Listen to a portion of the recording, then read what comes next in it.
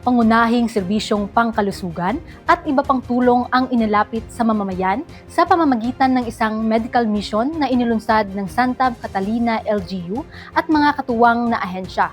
Layunin nitong mapalawak ang akses ng mga komunidad sa serbisyong medikal. Matagumpay ang inilunsad ng Medical, Optical at Dental Mission sa Santa Catalina, Ilocos Sur, katuwang ang 24th Infantry Wildcat Battalion, kasama ang iba't ibang ahensya ng pamahalaan at mga pribadong sektor na ginanap sa Santa Catalina Auditorium, Santa Catalina, Ilocos Sur. Layunin ng nasabing aktibidad na ilapit ang dekalidad na serbisyong pangkalusugan ng pamahalaan para sa bawat pamilya.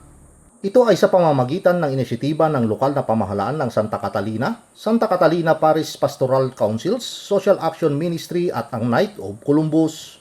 Kasama rin sa mga nagbahagi ng serbisyo ay Philippine Charity Sweepstake Office, Department of Health Ilocos Sur Medical Society, Metro Bigan Cooperative Hospital, Rotary International Bigan Chapter, 1 Ilocos Sur Health Caravan, 1 Ilocos Sur Mobile Dental Santa Catalina Municipal Police Station, Bureau of Fire Protection, Ilocos Sur District Hospital, DUKID Foundation, Philippine Army Special Forces 402nd, 1st Civil Military Operation Company ng 12 CMO Battalion, 102nd Ready Reserve Infantry Battalion, RISCOM PA, at 102nd Community Defense Center, 1st Regional Reserve Command, Philippine Army, kung saan aabot sa mahigit 677 mga residente ang nabahagian ng serbisyo tulad ng libreng konsultasyon, libreng gamot, eye check-up, dental service at x-ray.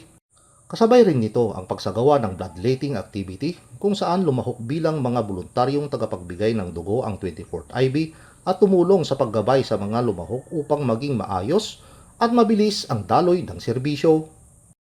Pinapakita rin nito anya na katuwang sa seguridad at pagpapatupad ng diwa ng bayanihan ang mga tauhan ng 24th IB at hindi lamang tumulong sa paghahanda ng lugar at pagpapanatili ng kaayusan.